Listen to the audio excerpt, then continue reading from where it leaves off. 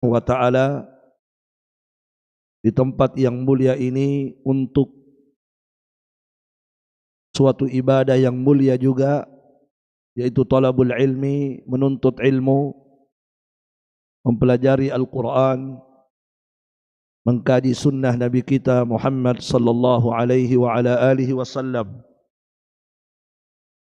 Kita berharap semoga kehadiran kita semua di tempat ini menjadi sebab kita mendapatkan ampunan Allah Subhanahu wa taala, menjadi sebab kita mendapatkan rahmat Allah Subhanahu wa taala. Dan juga tentunya tidak kalah pentingnya kita berharap semoga duduknya kita di majelis ilmu ini kita pulang dalam keadaan mendapatkan ilmu yang bermanfaat, ilmu yang mendekatkan diri kita kepada Allah Subhanahu wa taala. Syekh Abdurrahman bin Nasir As-Sa'di rahimahullahu taala, beliau menyebutkan bahwa ilmu yang bermanfaat adalah ilmu al-muzakki lil qulubi wal arwah. Ilmu yang mensucikan, yang membersihkan hati dan menyucikan jiwa-jiwa manusia. Itu ilmu yang bermanfaat. Ilmu yang membersihkan hati-hati manusia dari segala penyakit-penyakit hati. Ilmu yang mensucikan jiwa-jiwa manusia. Al-muthmiru li sa'adatid daraini, ilmu yang melahirkan, yang membuahkan kebahagiaan di dunia dan di akhirat. Maka ilmu itu kalau bermanfaat akan menjadikan kehidupan manusia di dunia ini bahagia, senang, walaupun dia hidup dalam keadaan pas-pasan, tetapi ilmu itu akan menjadikan hidupnya bahagia. Al-muthmiru li sa'adatid daraini, yang membuahkan kebahagiaan di dunia apalagi di akhirat. Fanas'alullah subhanahu wa ta'ala ay yarzuqana ilman nafi'a wa rizqan tayyiba wa amalan mutaqabbala, wa na'udzu billahi min ilmin la yanfa' wa min qalbin la yakhsha' wa min nafsin la tashba' wa min du'a'in la yusma'. Kaum muslimin wal muslimat rahimani wa rahimakumullahu jami'an. Pembahasan kita pada sesi yang kedua di siang hari ini adalah puasa dan keutamaannya. Tema ini dipilih oleh panitia untuk kita sampaikan sebab insyaallah ta'ala beberapa hari ke depan kita akan bertemu dengan bulan yang mulia, bulan yang penuh dengan keberkahan, yaitu bulan Ramadan. Dan di antara amalan inti pada bulan Ramadan adalah puasa. Oleh karena itu sebagian ulama ada yang mengatakan bahwa bulan Ramadan itu adalah syahrus siyam. Ada yang memberikan istilah Ramadan itu adalah syahru as-siyam, bulan puasa. Ya. Ada juga yang mengatakan syahrul Quran, bulannya Al-Quran. Kenapa? Karena di bulan-bulan ini amalan puasa disyariatkan dan membaca Al-Quran itu disyariatkan untuk diperbanyak. Nah, jamaah sekalian, maka tema ini dipilih oleh panitia untuk kita sampaikan sekali lagi karena ada kaitannya dengan kedatangan bulan Ramadan. Baik, kaum muslimin wal muslimat, a'azzani Allah wa iyyakum. Sebelum kita menyampaikan keutamaan dari puasa Ramadan, maka ada dua muqaddimah yang akan kita sampaikan di awal kajian kita. Yang muqaddimah ini ada kaitannya juga dengan pembahasan inti kita pada siang hari ini. Muqaddimah yang pertama, barakallahu fikum, yaitu pentingnya seorang muslim dan muslimah mempelajari dan memahami keutamaan setiap amalan. Pentingnya bagi seorang muslim dan muslimah mengetahui, mempelajari dan memahami dengan baik keutamaan setiap amalan dalam Islam. Iya, ini penting sekali. Ya, begitu pentingnya permasalahan ini jamaah sekalian, sampai-sampai banyak ulama menulis kitab khusus. Mereka menulis kitab khusus membahas tentang fadailul a'mal, membahas tentang keutamaan amalan-amalan. Kitab khusus ditulis oleh mereka. Iya.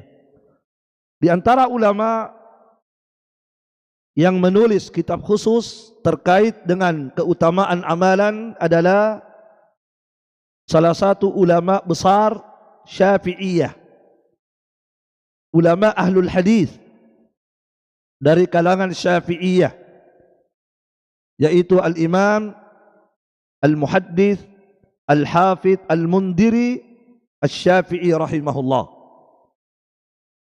Beliau ini ada kitab khusus beliau tulis, khusus menjelaskan keutamaan amalan-amalan. Di antara kitabnya ada kitab beliau yang berjudul At-Targhib wat-Tarhib. At-Targhib wat-Tarhib.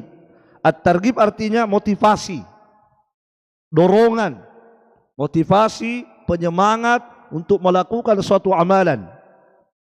At-Tarhib artinya ancaman-ancaman, ancaman-ancaman dari Allah Subhanahu wa taala terhadap orang yang melakukan amalan itu. Itu kitab khusus. Beliau juga punya kitab khusus membahas tentang fadailul a'mal, keutamaan amalan. Yaitu kitab beliau yang berjudul Kifayatul Muta'abbid wa Tuhfatul Mutazahid. Kitab Kifayatul Muta'abbid wa Tuhfatul Mutazahid.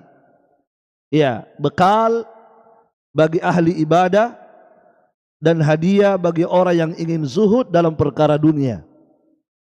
Alhamdulillah kitab ini ya kita kaji di Masjid Luqmanul Hakim dan saat ini sudah berada pada bab yang terakhir. Taib, kitab ini Masya Allah luar biasa, menjelaskan tentang keutamaan solat, keutamaan sedekah, keutamaan puasa, keutamaan dzikir, keutamaan doa, banyak disebutkan tentang keutamaan suatu amalan. Maka ini menunjukkan kepada kita bahwa mempelajari fadailul a'mal, keutamaan suatu amalan itu penting. Ya, sebagaimana pentingnya belajar akidah, belajar fiqih, maka juga penting bagi kita mengkaji dan mempelajari ya dalil-dalil yang terkait khusus tentang fadailul a'mal. Kenapa jamaah sekalian? Pertanyaannya, kenapa seorang muslim dan muslimah penting baginya mempelajari dan memahami keutamaan setiap amalan? Kenapa? Maka dijelaskan oleh Asy-Syaikh Abdul Razzaq Al-Badr hafizahullah ta'ala ketika beliau mensyarah kitab tadi, mensyarah kitab Kifayatul Muta'abbid, maka beliau mengatakan inna ahaditha fadailil a'mal min a'zamil auni lil abdi alal a'mal. Kata beliau, sesungguhnya hadis-hadis Rasulullah yang menjelaskan tentang keutamaan suatu amalan, kata beliau ini termasuk penolong terbesar bagi seorang hamba. Penolong terbesar bagi seorang hamba untuk melakukan amalan-amalan. Membantu seorang hamba melakukan amalan sehingga dia ringan melakukan itu amalan. Tidak berat. Ringan dia kerjakan itu amalan, bersemangat dia kerjakan itu amalan, bahkan dia akan mencintai amalan itu. Kapan? Ketika dia memahami keutamaan amalan itu. Ini faedah. Seseorang yang memahami keutamaan suatu amalan, maka insya Allah pasti akan ringan baginya. Akan ringan baginya mengerjakan amalan itu. Akan mudah baginya mengerjakan amalan itu. Dia akan bersemangat mengerjakan amalan itu, bahkan dia akan mencintai amalan itu. Bahkan kalau terluput darinya amalan itu, boleh jadi dia menangis. Kenapa? Karena dia memahami kemuliaannya, keutamaan yang Allah berikan pada amalan itu. Sebaliknya, seorang hamba jika dia tidak memahami dan mengetahui keutamaan suatu amalan, biasanya dia akan berat. Akan berat baginya mengerjakan amalan itu, akan sulit baginya mengerjakan amalan itu. Oleh karena itu, salah satu ulama kita, Abu Abdullah Al-Barathi mengatakan, "Man lam ya'rif thawabal a'mali taqulat alaihi fi jami'il ahwal." Beliau berkata bahwa barang siapa yang tidak mengetahui keutamaan suatu amalan, tidak mengetahui pahala balasan yang Allah berikan pada suatu amalan, maka akan berat baginya mengerjakan amalan itu pada segala keadaan. Akan berat baginya mengerjakan amalan itu pada segala kondisi dan keadaan. Di kondisi dia sehat, akan berat baginya mengerjakan itu amalan. Kenapa? Dia tidak paham apa pahalanya. Kalau di kondisi sehat saja dia berat, apalagi sakit. Apalagi sakit akan lebih berat baginya mengerjakan itu amalan. Bahkan mungkin dia akan mencari-cari alasan, sakit kak, malasa kak. Kenapa? Berat baginya mengerjakan amalan itu. Kenapa berat? Dia tidak mengetahui keutamaannya. Dia tidak mengetahui pahala, balasan yang Allah berikan ketika dia mengerjakan itu amalan. Maka subhanallah, memahami kemuliaan, keutamaan, balasan yang Allah berikan pada amalan, inilah yang menjadikan seorang hamba ringan baginya mengerjakan amalan itu walaupun mungkin dalam kondisi sakit. Rasulullah sallallahu alaihi wasallam menyebutkan dalam hadis, kata Nabi, "Inna athqalas salawati 'alal munafiqin." Sesungguhnya salat yang paling berat dikerjakan oleh orang-orang munafik adalah salat Isya dan salat subuh. Salat yang paling susah, paling berat dikerjakan oleh orang-orang munafik, kata Nabi, adalah salatul Isya wa salatus subhi.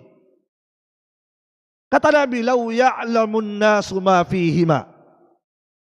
Seandainya manusia mengetahui keutamaan, pahala yang Allah berikan pada orang yang mengerjakan dua salat ini, seandainya manusia mengetahui, memahami keutamaan yang Allah berikan pada orang yang mengerjakan dua salat ini, apa kata Nabi? La atauhuma walau habwa. Maka pasti mereka akan mendatangi dua salat itu walaupun harus merangkak. Subhanallah. Walaupun mereka harus merangkak. Andai kata manusia memahami, mengetahui pahala yang Allah berikan pada dua ibadah salat ini, maka pasti mereka akan memaksakan dirinya untuk mendatangi dua salat itu walaupun dia sakit. Seandainya kakinya lumpuh, maka dia akan paksa dirinya bagaimana bisa sampai ke masjid. Seandainya dia hanya bisa merangkak, dia akan merangkak, kata Nabi. Kalau dia tidak bisa merangkak, bisa hanya merayap, dia akan merayap. Kenapa? Karena dia melihat bagaimana kemuliaan, keutamaan yang Allah berikan. Jamaah sekalian, barakallahu fikum. Andai kata manusia tahu itu keutamaan salat, maka mereka akan berbondong-bondong, berlomba-lomba mereka Ya, masjid kita akan penuh setiap waktu sholat. Andai kata mereka melihat keutamaan yang Allah berikan. Cuma jamaah sekalian, sayangnya manusia kadang tidak memahami apa kemuliaan yang Allah berikan ketika dia melaksanakan ibadah sholat. Coba mereka tahu, kata Nabi ya. Coba mereka tahu. Ya. Andai kata misalnya jamaah sekalian, pahala itu diperlihatkan di depan mata, ya kan? Andai kata diperlihatkan oleh Allah di depan mata dilihat. Siapa yang datang sholat Isya berjamaah di masjid, maka ini yang dia dapat. Di depan mata dilihat. Dia akan dapat motor. Dia akan dapat mobil. Dia akan dapat rumah. Kalau manusia tahu bahwa itu pahalanya, di depan mata dilihat, motor didapat, mobil mewah didapat, rumah didapat.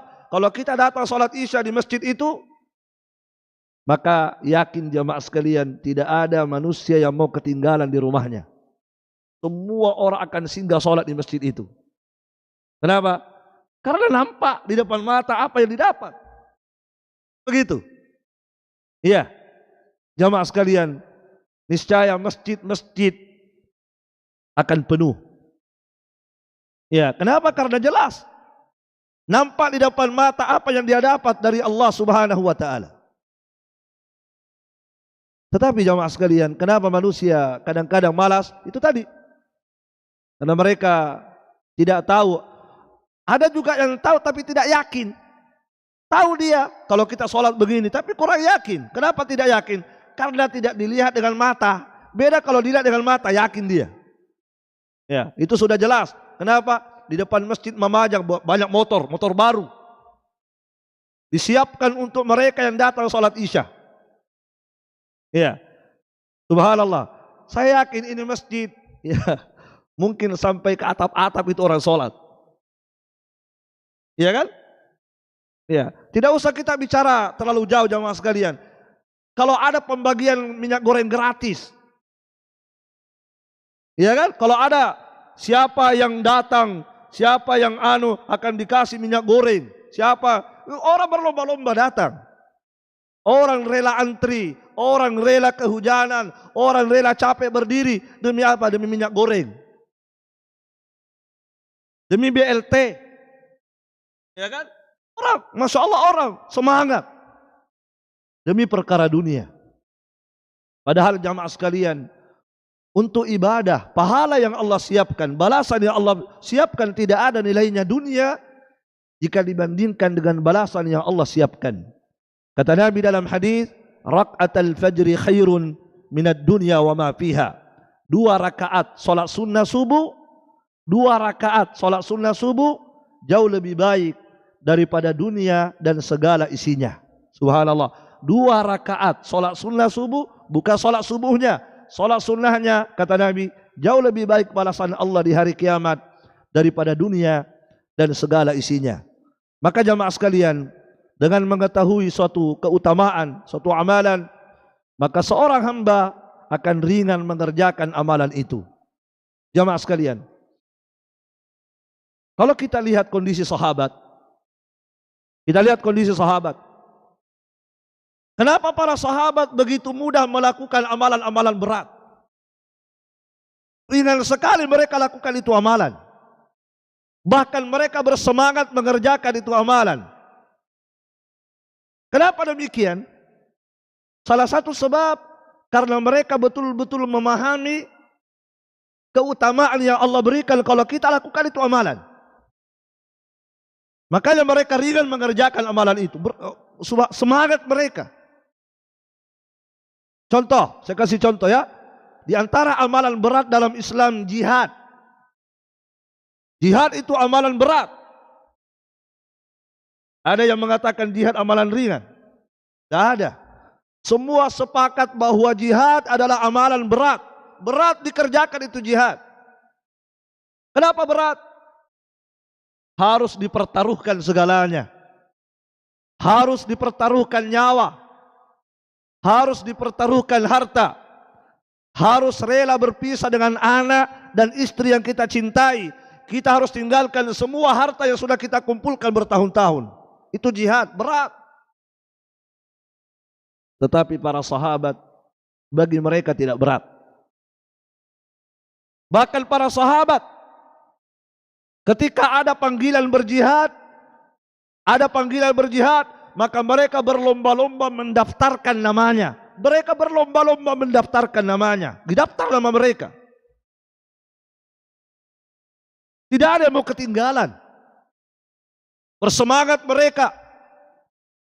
Bahkan ada sahabat Nabi SAW, ya, ketika ada panggilan jihad, maka dia datang ke Nabi, ya Rasulullah, saya ingin ikut berjihad, tetapi saya tidak punya kendaraan untuk dipakai berjihad. Saya tidak punya kuda, saya tidak punya ini. Sementara berjihad itu butuh kendaraan.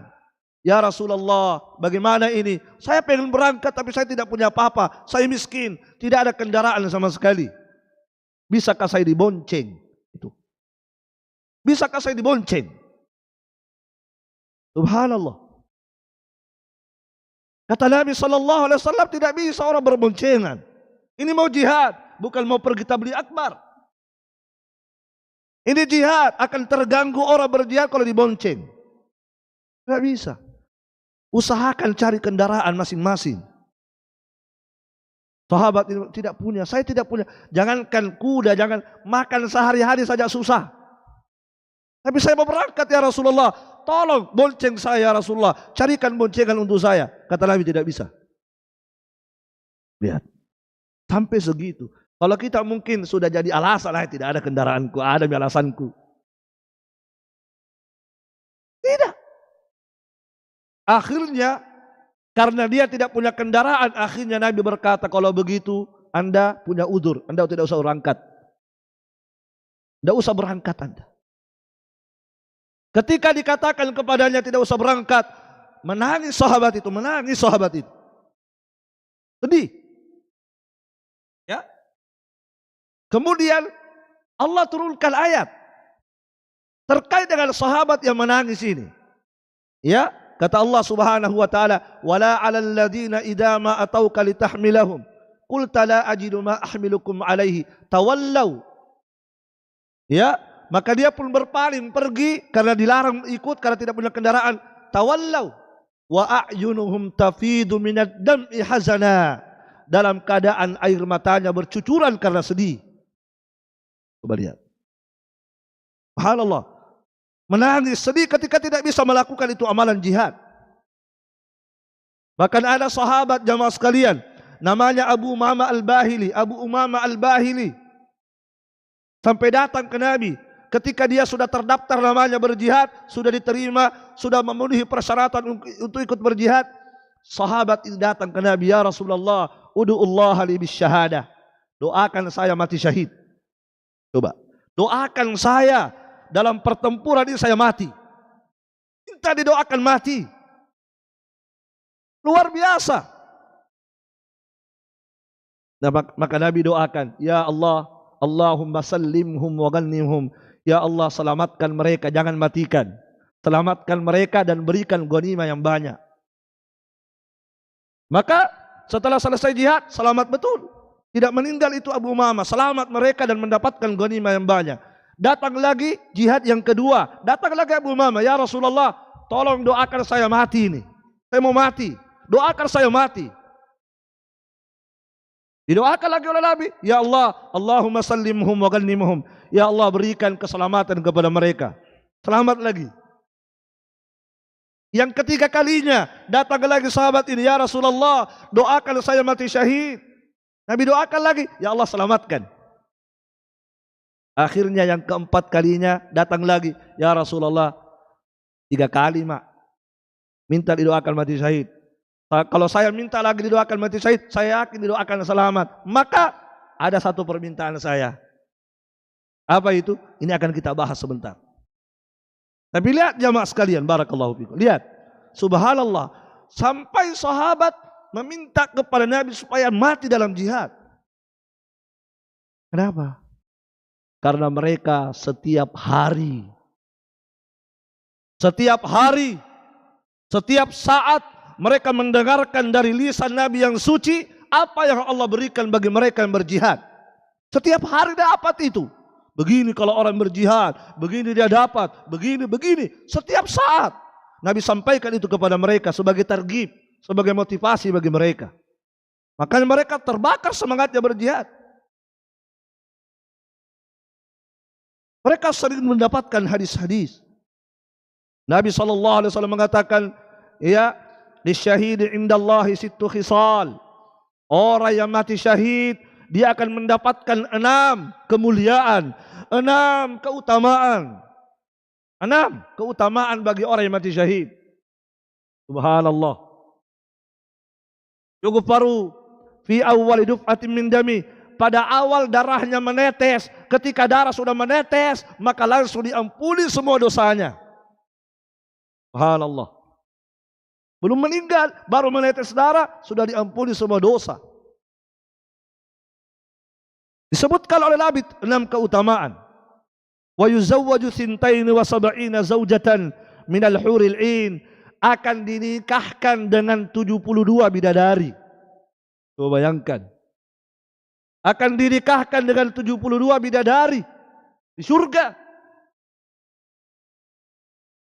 Disebutkan lagi, wa yashfa'una fi sab'ina min aqaribi. Dia akan memberikan syafaat di hari kiamat dengan izin Allah pada 70 keluarganya. 70 keluarganya dia akan beri syafaat dengan izin Allah Subhanahu wa taala.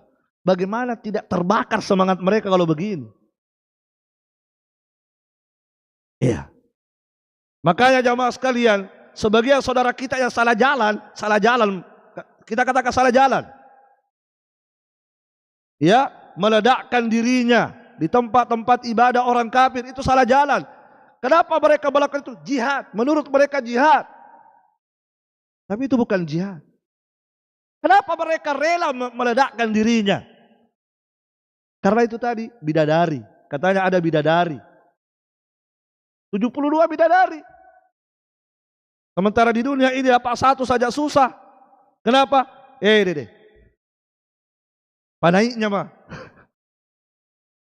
Ayo lebih baik jalan pintas. Langsung 72 bidadari. Di dunia ini susah dapat biar 1. Sudah ada jalan pintas. Ledakkan diri. Pok selesai. Langsung 72 bidadari.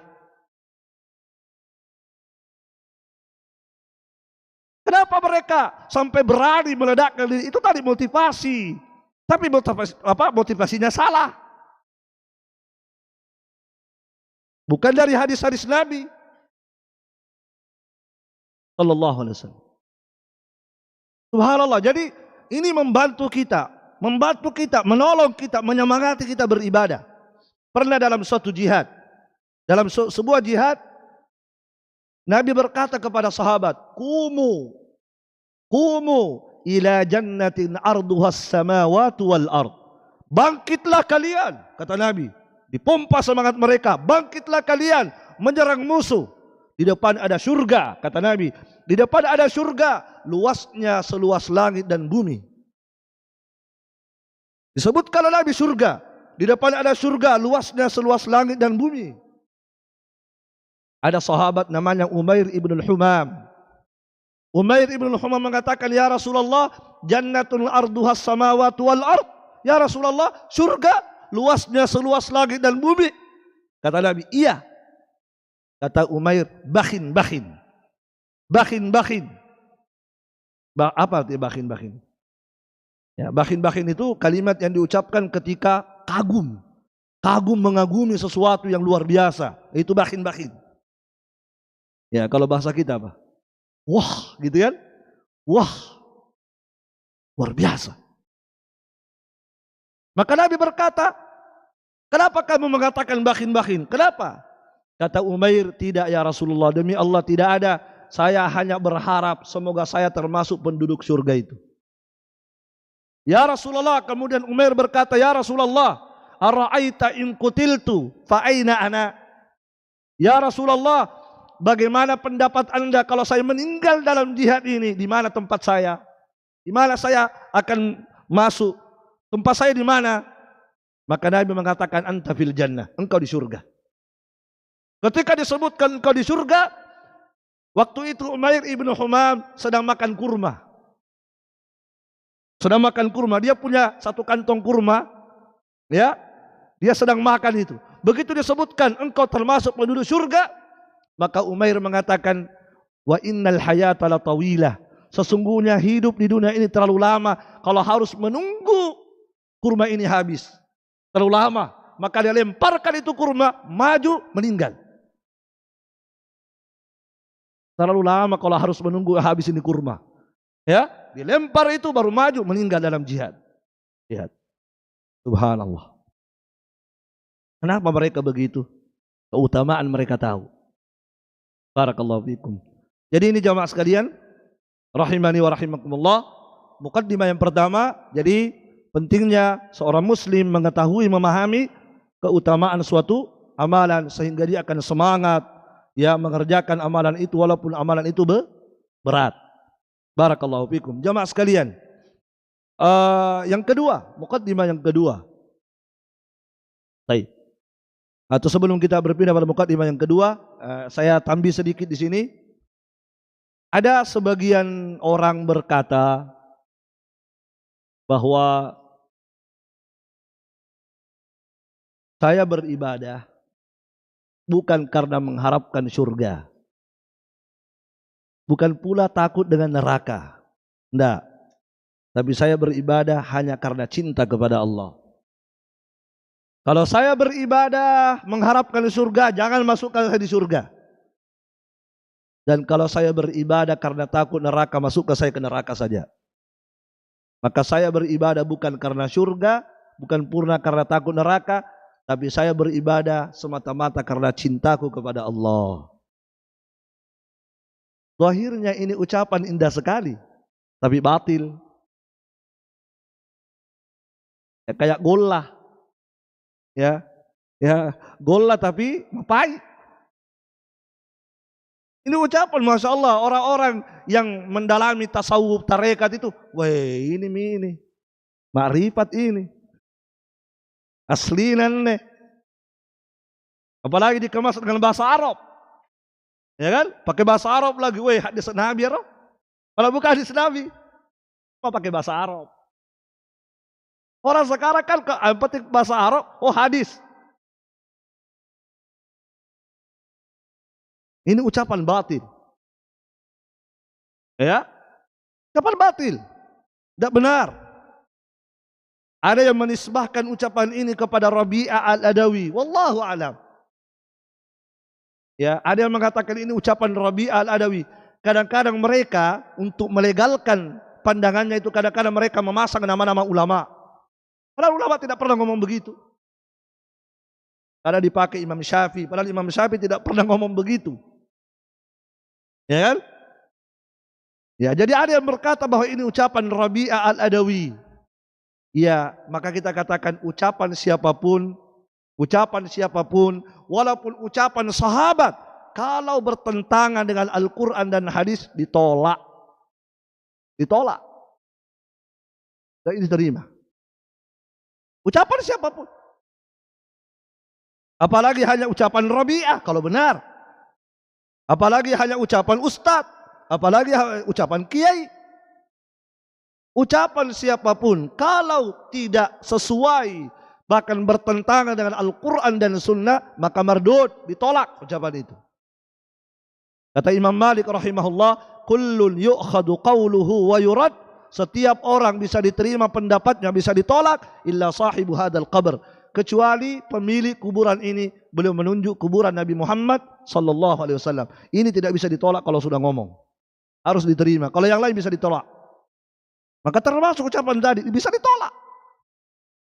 Kenapa? Bertentangan dengan Al-Quran. Di Al-Quran justru Allah Subhanahu wa taala mengajak kita beramal, kemudian menyebutkan surga, surga untukmu, surga untukmu. Kan begitu. Banyak ayat di Al-Quran. Di antara ayat yang populer adalah Muhammadur Rasulullah walladzina ma'ahu asyidda'u 'alal kuffar ruhama'u bainahum tarahum rukka'an sujjadan yabtaguna fadlan minallahi wa ridwana. Kata Allah, Muhammad adalah Rasul. Dan orang-orang yang bersama itu sahabat.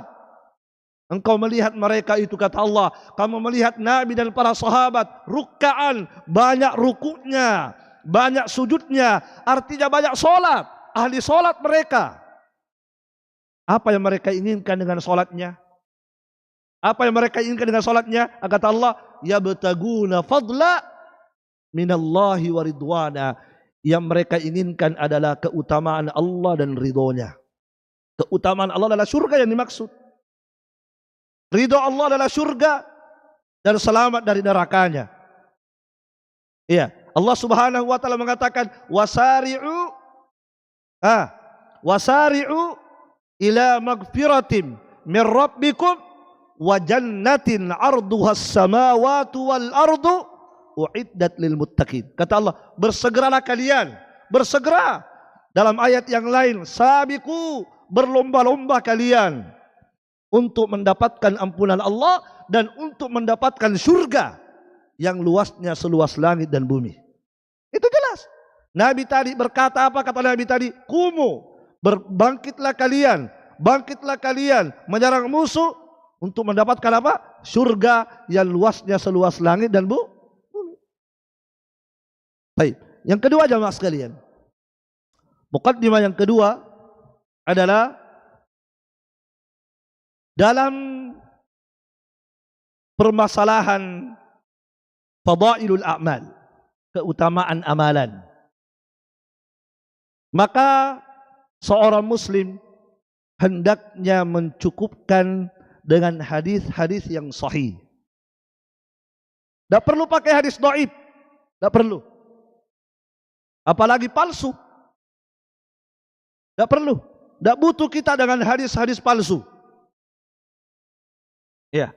Jadi ini muqaddimah yang kedua yang kita ingin ingatkan, bahwa seorang muslim dan muslimah dalam permasalahan fadailul a'mal, keutamaan suatu amalan, hendaklah mereka mendasarinya hanya dengan hadis-hadis yang sahih dari Rasulullah sallallahu alaihi wa ala alihi wasallam. Tidak perlu pakai hadis dhaif. Tidak perlu. Jelas ya? Dan ini adalah pandangannya para ulama sebagian. Para ulama ahlul hadis. Ya, para ulama ahlul hadis berpandangan bahwa dalam permasalahan fadailul a'mal, keutamaan amalan, itu hendaknya cukup apa? Cukup pakai hadis-hadis sahih. Tidak perlu pakai hadis dhaif. Jelas ya? Baik. Saya sebutkan di sini salah satu ulama, yaitu Al-Imam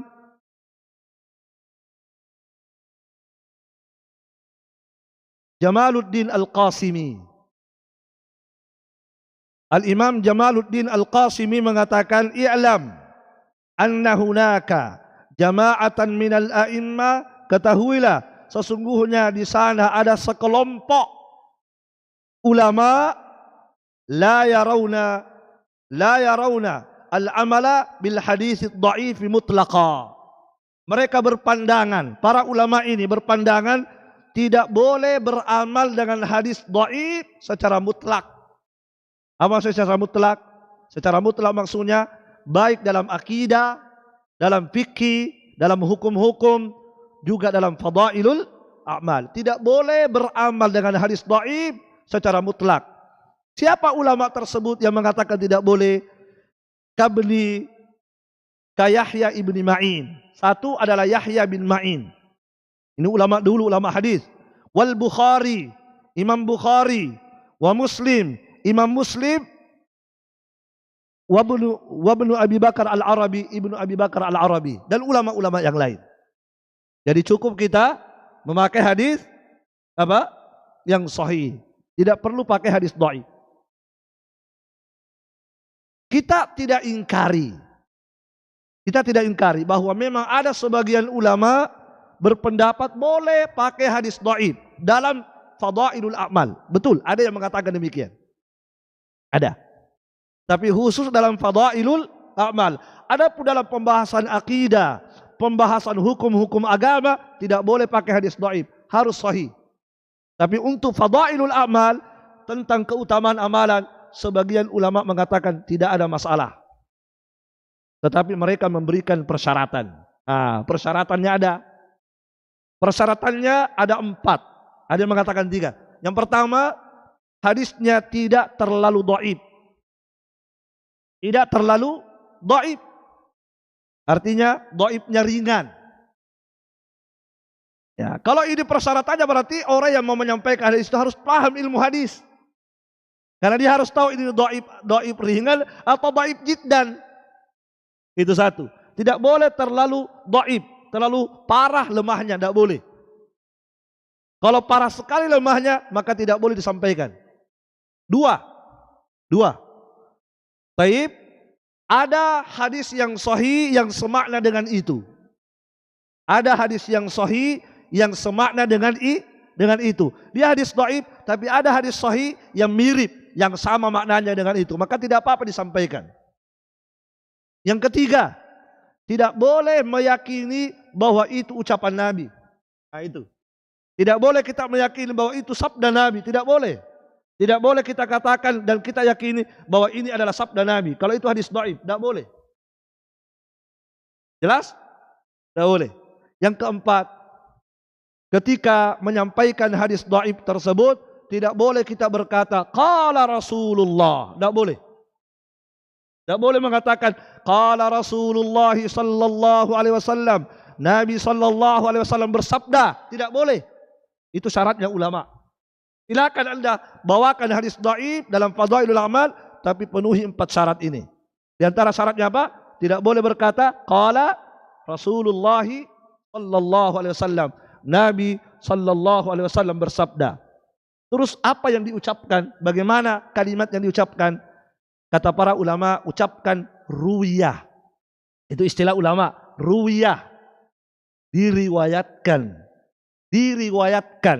Begitu saja, diriwayatkan. Dalam sebuah hadis langsung sampaikan. Jangan bilang Nabi bersabda, bilang saja diriwayatkan. Makanya kalau kita baca buku-buku ulama, terutama buku-buku hadis, kalau kita mendapatkan ada kalimat ulama ruwiyah, itu isyarat dari ulama itu hadisnya lemah. Jelas ya? Ruwiyah itu isyarat bahwa ulama ini mendhaifkan hadis tersebut. Jamaah sekalian, kenapa tidak boleh kita mengatakan qala Rasulullah? Padahal itu hadis dhaif. Kenapa tidak? Kenapa ulama mengatakan tidak boleh Anda mengatakan qala Rasulullah?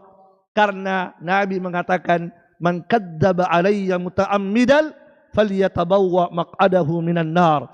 Barang siapa yang berdusta atas namaku, siapa yang berbohong, berdusta atas namaku dengan sengaja, maka hendaklah dia menyiapkan tempat duduknya di neraka. Makanya ulama tegas, jangan menyampaikan hadis dhaif kalau bukan sabda Nabi. Kenapa?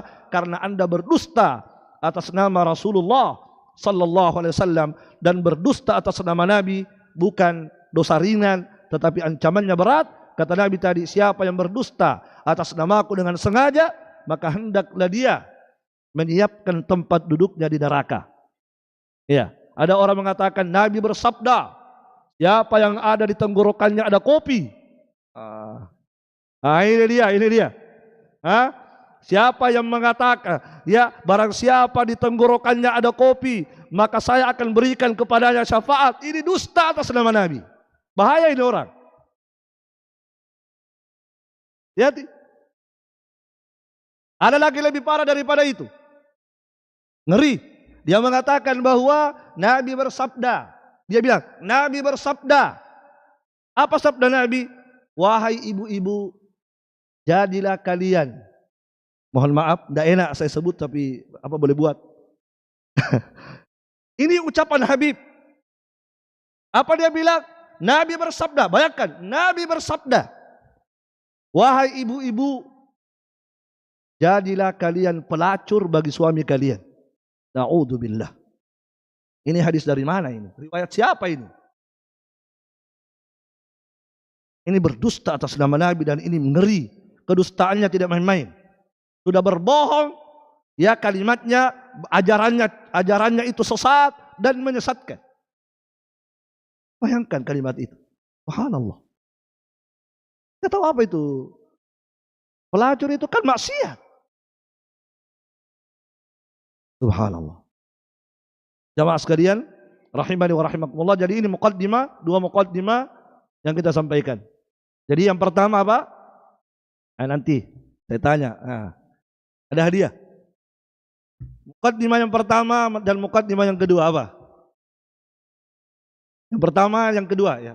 Silakan Pak. Ya kita. Nama siapa? Mata. Abu Aisyah dari mana? Dari Indonesia. Dari Makassar. Di mana di Makassar? Galangan, Masya Allah. Baik. Silakan.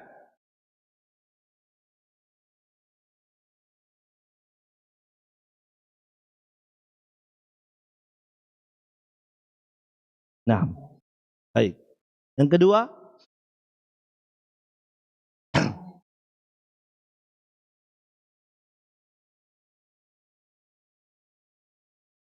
Masya Allah, mantap. Subhanallah. Berarti on tadi bukan off ya.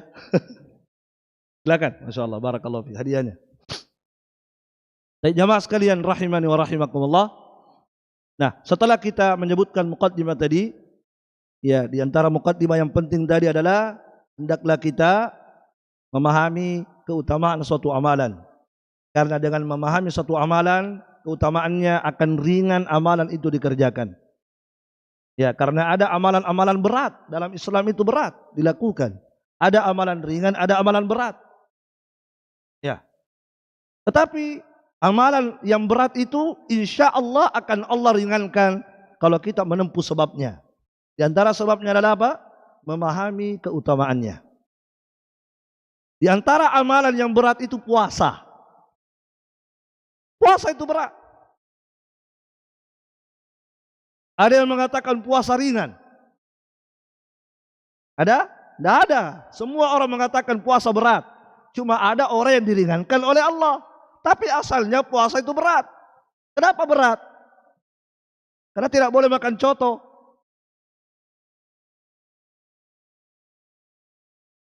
Terus tidak boleh apa? Kalau orang puasa tidak boleh apa? Banyak hal-hal yang tidak boleh dilakukan, pantangan. Sementara itu menyenangkan. Dan harus kita tinggalkan, makanya berat. Tidak boleh makan, tidak boleh minum, tidak boleh berhubungan suami istri. Ini berat. Apalagi pengantin baru. Terus tidak boleh apa? Banyak. Tidak boleh bertengkar, tidak boleh bertengkar, tidak boleh pengewang. Ya kan, tidak boleh berdebat, tidak boleh berkata-kata kotor, tidak boleh melakukan yang haram, tidak boleh melihat perempuan, tidak boleh, banyak yang tidak boleh dilakukan. Berat. Jamaah sekalian, puasa itu luar biasa beratnya. Makanya tidak semua orang mampu berpuasa. Ada orang yang mampu berpuasa hanya di bulan Ramadan, tidak bisa puasa sunnah.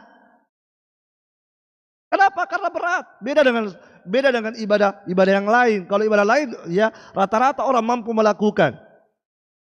Tapi kalau ibadah puasa, ada orang puasa 3 hari saja di bulan Ramadan, di awal Ramadan, di pertengahan Ramadan, dan di akhir Ramadan. Dan dianggap itu sudah sah. Kenapa? Karena kan Ustaz bilang, katanya, salah paham lagi dia. Ustaz bilang setiap amalan itu dilipat gandakan 10. Berarti satu amalan sudah dapat 10. Berarti satu puasa sudah mewakili 10. Berarti 3 kali saya puasa. Awalnya, pertengahannya, sama dengan orang yang pergi haji atau umroh. Dapat hadis, ya, siapa yang sholat 1 kali di Masjidil Haram lebih baik daripada sholat 100.000 atau 10.000 kali atau 100.000 kali. Akhirnya dia pula tidak pernah sholat, sudah sholat di Masjidil Haram, sudah mewakili seumur hidup. Salah paham. Padahal itu hanya menjelaskan keutamaan pahalanya gitu. Pahalanya seperti itu. Iya. Maka puasa itu berat. Barakallahu fiik. Maka bagaimana supaya puasa ringan? Bukan lagi sekedar ringan, bahkan kita menikmati itu puasa, merindukan itu puasa, merasakan nikmat dan kenyamanan saat berpuasa. Bagaimana caranya? Salah satu caranya adalah mengetahui keutamaan. Apa keutamaan yang kita dapat kalau kita puasa? Nah, ini akan kita bahas. Ya, puasa itu luar biasa. Disebutkan oleh Rasulullah sallallahu alaihi wasallam dalam hadis yang diriwayatkan oleh Al-Imam An-Nasa'i dari sahabat Abu Umamah Al-Bahili, sahabat tadi yang minta mati syahid. Itu tadi. Berapa kali tadi minta didoakan? 3 kali kan? Didoakan apa? Mati syahid. Keempat kalinya datang, ya Rasulullah, 3 kali mak. Sekarang tidak, bukan permintaan mati syahid. Apa saya minta? Perhatikan permintaannya. Ya Rasulullah, murni bi amalin yudkhilunil jannah. Kalau begitu ya Rasulullah, perintahkan kepadaku satu amalan. Tunjukkan kepadaku satu amalan. Kalau saya lakukan amalan itu, saya masuk surga. Selesai. Kan tujuan dia mau mati syahid ingin masuk surga kan? Ternyata tidak mati-mati. Nah kalau begitu ya Rasulullah, tunjukkan kepadaku satu amalan. Kalau saya lakukan ini amalan, Allah akan masukkan saya ke surga. Apa jawaban Nabi? Nabi SAW mengatakan, alaika bis-shaum. Itu jawaban Nabi. Alaika bis-shaum. Hendaklah engkau berpuasa. Hendaklah engkau berpuasa. Fa innahu la mithla lahu, kata Nabi, karena puasa itu adalah ibadah yang tiada tandingannya. Lihat. Puasa adalah ibadah yang tiada tandingannya. Tidak ada yang bisa menandingi ibadah puasa. Subhanallah. Jamaah sekalian, setelah Abu Umamah mendapatkan itu amalan, wah sudah. Ya, sahabat itu kalau meminta sesuatu bertanya, ya bukan sekedar bertanya untuk paham. Tidak, mereka bertanya untuk mereka amalkan. Maka setelah dia mendapatkan jawaban dari Nabi, maka disebutkan oleh sahabat, maka semenjak beliau mendapatkan itu jawaban dari Nabi, beliau tidak pernah tidak puasa, setiap hari puasa. Entah puasa apa ya, apakah mungkin puasa Senin Kamis, mungkin lanjut lagi puasa Daud atau apa kan? Hampir tiap hari puasa. Kata para sahabat, ya, tidak pernah menyala dapurnya kami dapat. Kalau menyala dapurnya, kalau dapurnya menyala, maka kata para sahabat berarti ada tamunya. Lihat. Kenapa? Kalau ada tamu kan, ya kita makan bersama kan? Ya, kita batalkan puasa sunnah kalau ada tamu, makan bersama dengan tamu lebih bagus. Maka kata para sahabat, ya semenjak beliau mendapatkan itu hadis, maka beliau selalu berpuasa, mengajak keluarganya, bahkan mengajak pembantunya puasa. Ya, kalau dapurnya menyala, maka kami tahu, oh berarti ada tamunya. Ya, para sahabat. Jamaah sekalian, Rasulullah SAW menyebutkan tadi bahwa puasa la mithla lahu, adalah ibadah yang tiada tandingannya. Para ulama berkata, ketika mensyarah hadis ini, mereka berkata puasa tiada tandingannya pada 2 sisi. Tidak ada tandingannya puasa pada 2 sisi. Sisi yang pertama pada sisi pahalanya. Pahalanya tidak ada tandingannya itu puasa. Pahalanya luar biasa. Mengalahkan pahala ibadah-ibadah yang lain. Apa pahalanya? 1. Rasulullah SAW bersabda dalam hadis kursi. Ya, Rasulullah bersabda, kullu amali bani Adam yudha'af lahu. Kata Nabi, setiap amalan anak Adam itu pasti akan dilipat gandakan. Setiap amalan anak Adam akan dilipat gandakan. Amalan apapun akan dilipat gandakan oleh Allah Subhanahu wa taala. Al-hasanatu bi asyri amsalihha. Satu kebaikan yang dilakukan oleh seorang hamba maka akan dilipat gandakan 10 paling sedikit ila 700 dhifin, sampai 700 kali lipat. Subhanallah. Satu kebaikan yang dilakukan oleh seorang hamba, kata Nabi, akan dibalas paling sedikit 10 sampai 700. Qala Allah. Kemudian kata Nabi, kemudian Allah berfirman, illa saum, kecuali puasa. Lihat. Lihat. Allah langsung berkata, illa saum, kecuali puasa. Masya Allah. Semua amalan lain, sholat, sedekah, baca Al-Quran, ya, itu akan dilipat gandakan minimal 10 sampai 700. Kemudian Allah mengatakan, kecuali puasa. Lihat, langsung diistimewakan oleh puasa.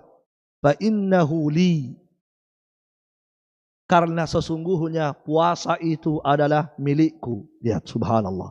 Kata Allah, puasa itu milik saya, punya aku itu puasa. Apa maksudnya punya aku? Apa maksudnya punya aku itu puasa? Apakah sholat bukan punya Allah? Apakah sedekah bukan punya Allah? Punya Allah semua. Tetapi khusus puasa disebutkan oleh Allah. Allah yang bilang, fa innahu li, puasa itu punya aku, milikku itu puasa. Maksudnya apa? Dijelaskan oleh para ulama seperti Asy-Syaikh Shalih Al-Fauzan, Asy-Syaikh Ibnu Utsaimin mengatakan maksudnya adalah miliknya Allah. Artinya nanti di hari kiamat itu kan ada transfer pahala. Ada transfer pahala kan? Ya, ada atau tidak? Ada orang yang bangkrut kan? Kenapa? Pahalanya diambil oleh orang. Harus dia berikan kepada orang pahalanya. Orang yang suka menggosip nanti diberikan pahalanya kepada orang yang dia gosipi. Orang yang pernah mencuri milik orang, mengambil punya orang, mendolimi orang akan dibalas dengan dikasih pahala. Pahalanya harus dia lepas untuk diberikan kepada orang yang dia sakiti. Nah, adapun puasa tidak bisa ditransfer. Khusus puasa tidak bisa diberikan kepada yang lain. Kenapa? Karena itu punya Allah, bukan punya orang. Itu maksudnya. Fa innahu li, sesungguhnya puasa itu milik saya, punya aku itu. Artinya tidak bisa diberikan kepada yang lain. Hebatnya puasa. Wa ana ajzi bihi. Kemudian kata Allah, dan sayalah yang akan memberikan balasan pada puasa itu. Sayalah yang akan memberikan balasan pada puasa itu. Pertanyaannya, apakah sholat bukan Allah yang kasih balasan? Iya. Tetapi kenapa Allah mengatakan puasa itu yang kasih balasan? Diistimewakan lagi oleh Allah. Apa maksudnya kata para ulama? Para ulama mengatakan seperti Al-Imam Al-Qurtubi mengatakan, makna hadis ini adalah, kata beliau, bahwasanya ya, semua amalan hamba yang dilakukan oleh hamba itu kusifat, telah disingkap oleh Allah maqadir thawabihi, kadar pahala yang Allah berikan. Setiap amalan hamba itu sudah dijelaskan, sudah diterangkan berapa kadar pahala yang Allah berikan. Semua amalan hamba begitu.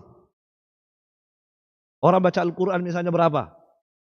1 huruf sudah dikasih berapa? 10. 2 huruf 20. Semua amalan hamba sudah dijelaskan kadar pahala yang Allah berikan. Adapun puasa tidak. Itu maksudnya. Kenapa? Karena tidak ditahu berapa. Saking banyaknya gitu. Itu maksudnya. Jadi saya akan membalas, artinya saya akan memberikan balasan dengan hitungan yang tidak bisa dibatasi lagi, tidak bisa dihitung lagi, saking banyaknya. Sehingga manusia tidak bisa menjumlahnya. Saking banyaknya pahala yang Allah berikan kepada orang yang puasa. Pahalanya luar biasa. Beda dengan amalan-amalan lain. Kalau amalan lain masih bisa dihitung. Masih ada batasan-batasannya kan? Walaupun luar biasa sudah. Antum baca Al-Quran tadi, man qara'a harfan min kitabillah, barang siapa yang membaca satu huruf dari Al-Quran, falahu hasanah, mendapatkan satu kebaikan, dilipat gandakan 10. Berarti satu huruf dapat 10, dua huruf dapat 20, tiga huruf dapat 30. Anda baca alif lam mim, Anda sudah dapat 30 kebaikan. Tapi masih ada hitungan-hitungannya. Tapi puasa bisa dihitung? Tidak ada yang bisa menghitungnya. Saking banyaknya pahalanya. Ya, jamaah sekalian, kenapa puasa pahalanya luar biasa? Kenapa pahalanya puasa tidak bisa dihitung lagi? Syekh Muhammad bin Shalih Al-Utsaimin mengatakan, karena orang yang berpuasa itu mengumpulkan 3 kesabaran. Kesabaran. Adanya kesabaran pada orang yang berpuasa itu. Kalau orang tidak sabar tidak bisa puasa. Dia tidak. Orang yang puasa itu sabarnya tingkat tinggi. Sabar tidak makan coto, sabar tidak makan palu basah, sabar tidak mendekati istri, sabar untuk tidak menggosip. Sudah buka baru menggosip. Mau sekali menggosip, tapi puasa ki pura buka. Senang pura buka langsung gosip. Bahkan buka puasanya gosip. Itu kan berat semua ditahan itu, sabar, harus sabar. Sabar tidak melihat yang haram, sabar tidak melakukan yang haram, berat. Ya. Susah itu puasa, berat. Harus sabar. Yang tidak sabar tidak bisa puasa itu. Makanya biasa kalau anak tak puasa, malupu lah bapak, sabar aki nak. Memang harus sabar. Habis kesabaranku bapak, Andra no pale. Ya kalau gitu, harus sabar. Sabar sedikit lagi, sabar sedikit lagi. Yang pengantin baru harus sabar, tunggu. Ya kan? Nah, karena orang yang puasa itu sabarnya minta ampun, maka balasannya luar biasa. Allah mengatakan di Al-Quran, innama yuwaffas sabiruna ajrahum bighairi hisab. Hanya orang yang sabar. Kata Allah, innama, hanya orang yang sabar, tidak ada yang lain. Hanya orang yang sabar, kata Allah, yang akan diberikan pahala oleh Allah tanpa batas. Itu satu. Yang kedua, keutamaan puasa tadi dari sisi pahala luar biasa ya. Yang kedua, puasa itu pahalanya luar biasa. Apa pahalanya? Disebutkan oleh Rasulullah sallallahu alaihi wasallam. Kata Nabi, ini hadis yang sering kita dengar ya. Man shama Ramadana. Lanjut. Ini sudah hadis andalan ini. Man shama Ramadana imanan wa ihtisaban ghufira lahu ma taqaddama min dzambi. Masyaallah. Barang siapa yang berpuasa pada bulan Ramadan karena iman dan mengharapkan pahala, maka apa balasannya? Diampuni dosanya yang telah berlalu. Subhanallah. Semenjak keluar rumah, dosa mata, bagaimana? Banyak. Dosa mulut, dosa telinga, dosa hati. Ya. Kadang orang ikut pengajian, hatinya berdosa. Bukan mulutnya berdosa di pengajian, hatinya sing berdosa. Apa sing hatinya? Cemburu sing kepada saudaranya, hasad sing. Ya, apalagi kalau ada yang bombek di situ, tidak mau kak duduk di dekatnya, bombek kak. Pengajian sih bombek sih. Apa gunanya itu ilmu? Sudah datang makin ke sini, apa gunanya ilmu kalau datang ke sini baru ada bombek di situ? Barakallahu fikum. Dan kita sudah jelaskan tadi, ilmu yang bermanfaat, ilmu yang membersihkan hati, menghilangkan penyakit-penyakit hati dari diri kita, itu ilmu bermanfaat. Barakallahu fikum. Jamaah sekalian, jadi dosa diampuni saat berpuasa. Nah, cuma para ulama berbeda pendapat, dosa apa ini? Apakah dosa besar atau dosa kecil? Maka mayoritas ulama berkata dosa kecil. Adapun dosa besar hanya bisa diampuni dengan bertaubat. Dosa kecil bisa diampuni dengan amal soleh, termasuk puasa. Dosa besar tidak. Mungkin ada yang berkata, "Ih, madodong Ustaz. Lemah mak saya berpuasa kalau begitu karena hanya dosa kecil." Bapak Ibu sekalian, betapa banyak orang bermasalah di kuburnya gara-gara dosa kecil. Jangan pandang itu dosa kecil. Banyak orang disiksa di kubur hanya dosa kecil, bukan dosa besar. Ya. Inna fil jannati baban yuqalu lahur rayyan. Sesungguhnya di dalam surga terdapat satu pintu. Ya, atau sebelum ini hadis berarti orang yang puasa itu adalah balasannya surga kan? Surga. Ya, sebagaimana tadi pertanyaan Abu Umamah, "Ya Rasulullah, tunjukkan kepadaku amalan kalau saya lakukan masuk surga." Apa kata Nabi? Puasa. Maka puasa sebab masuk surga. Tetapi orang yang puasa bukan hanya masuk surga, tapi dia akan melewati pintu khusus di surga. Ada pintu khususnya. Apa namanya? Pintu Ar-Rayyan. Pintu ini tidak bisa dimasuki yang lain. Hanya orang yang puasa bisa masuk. Yang tidak puasa, tidak bisa masuk. Apa kata Nabi? Inna fil jannati baban yuqalu lahur Rayyan. Sesungguhnya di dalam surga ada satu pintu. Disebut dengan pintu Ar-Rayyan. Pintu Ar-Rayyan. Berapa pintunya surga? Berapa pintunya surga? Berapa? 8. Pintu surga ada 8. Ya, kata Nabi, "Idza shallatil mar'atu khamsaha wa shamat syahraha wa ata'at ba'laha wa hassalat farjaha." Jika seorang istri sudah mengerjakan ibadah salat 5 waktu, berpuasa pada bulan Ramadan, menjaga kehormatannya dan taat kepada suaminya, qilalaha, maka dikatakan kepada istri tersebut, "Udkhilil jannah," masuk surgalah engkau, "min ayyi abwabil jannati tsamaniyati syi'ti," dari pintu mana saja dari 8 pintu surga yang kamu mau, silakan masuk. Dari 8 pintu surga ada namanya pintu Ar-Rayyan. Inna fil jannati baban, kata Nabi, sesungguhnya di dalam surga ada satu pintu namanya pintu Ar-Rayyan. Yadkhulu minhu shaimun. Yang akan masuk melewati pintu itu adalah orang-orang yang berpuasa. Wala yadkhulu minhu ahadun ghairuhum. Yang lainnya tidak bisa masuk lewat itu. Tidak bisa. Maka di hari kiamat dikatakan, "Aina shaimun?" Mana orang-orang puasa? Mana orang-orang yang berpuasa di dunia? Maka mereka berdiri, "Ya labbaik ya Allah, kami." Maka mereka dipersilakan, masuklah lewat pintu itu. Setelah mereka semua masuk, apa yang terjadi? Ditutup rapatlah pintu itu. Yang lainnya tidak bisa masuk. Yang tidak puasa harus cari pintu lain. Mohon maaf, cari pintu lain. Kalau tidak sholat, sudah. Tidak tahu puasa, tidak tahu sholat, tidak tahu pintu apa nanti didapat. Ya. Jelas ya? Barakallahu fikum. Ini Masya Allah, perhatikan.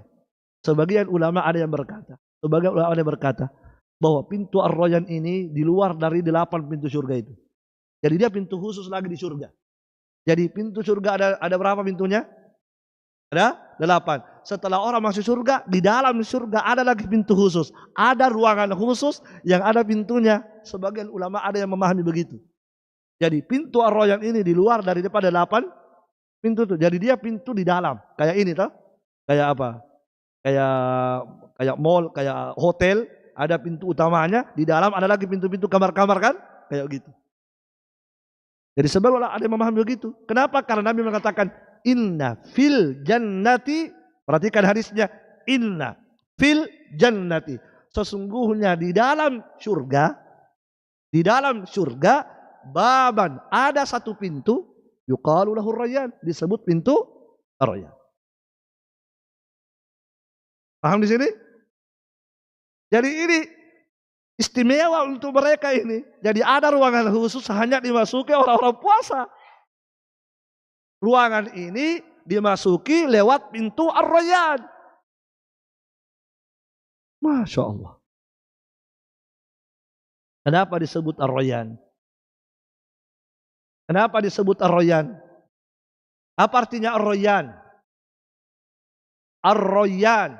Ar-Rayyan itu dari kata Ar-Ray. Ar-Ray itu adalah lawannya haus. Kalau Al-Atash itu haus, lawannya atas Ar-Ray, Rayyan. Apa lawannya kalau haus? Kalau lapar, kenyang. Kalau haus, aduh iseng. Apa? Kenyang juga. Kalau lapar lawannya kenyang. Kenyang lawannya lapar kan? Tapi kalau haus apa lawannya? Ya haus. Jadi kalau orang haus minum sampai puas, setelah itu hilang hausnya. Itu namanya Ar-Ray.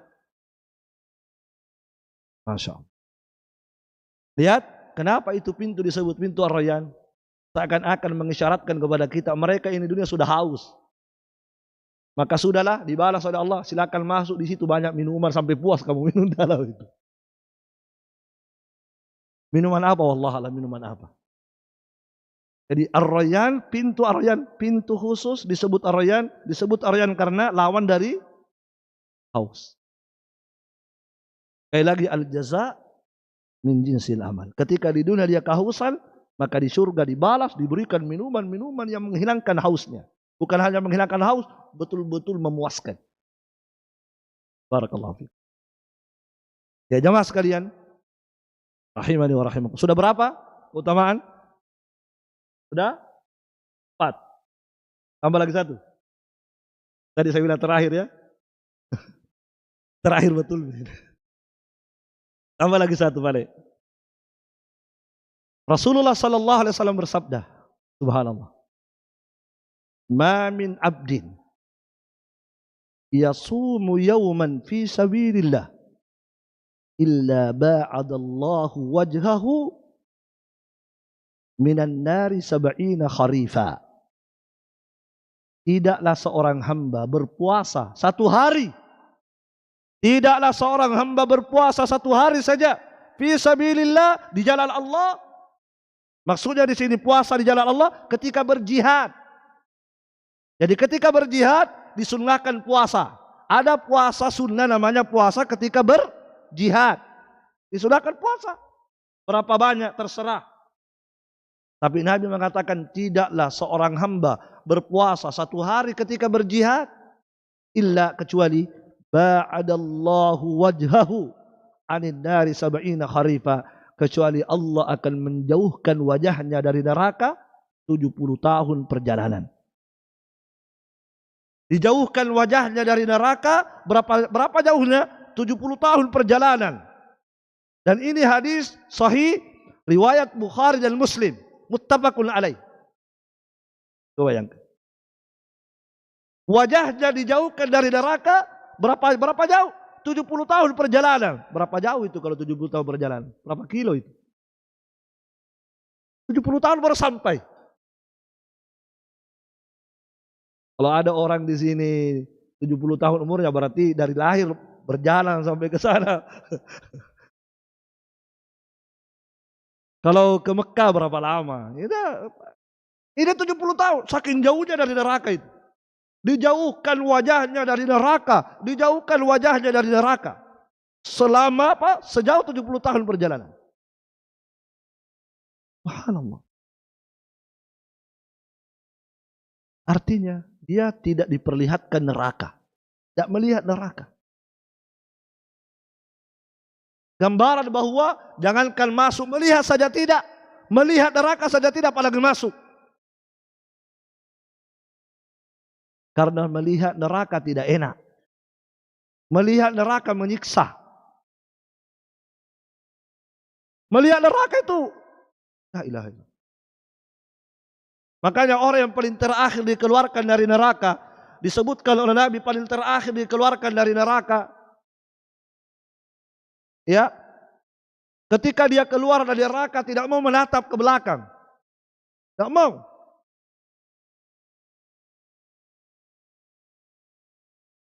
Dia berkata, ya Allah, sungguh racunnya, sungguh hawanya neraka telah meracuni tubuhku sampai tubuhku hancur gara-gara hawanya neraka meracuni tubuhku. Dan golakannya telah membakar kulitku.